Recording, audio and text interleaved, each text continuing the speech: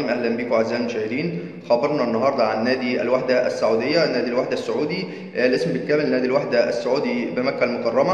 هو نادي رياضي وثقافي واجتماعي. اللقب فرسان مكه، الالوان الاحمر والابيض. المؤسس احمد عبد الحليم قاروط، وتاسس عام 1916 منذ 107 سنوات.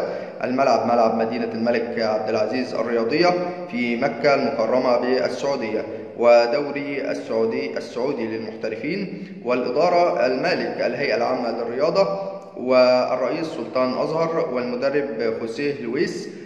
أيضا تاريخ النادي يتحدث بعض المؤرخين الكرويين في الإعلام الرياضي السعودي أن أقدم نادي تأسس في المناطق تشكل اليوم في المملكة العربية السعودية هو نادي الوحدة، وقد تأسس في عام 1916. يسمى نادي المختلط، وتم تغييره إلى مسمى نادي الحزب، وأخيرا تم تغييره إلى نادي الوحدة. تأسس النادي في العهد التركي العثماني والعهد الهاشمي على إقليم الحجاز. أشكركم أعزائي المشاهدين، وأتمنى دايما تتابعونا عشان يوصل لكم منا كل جديد، والسلام عليكم ورحمة الله وبركاته.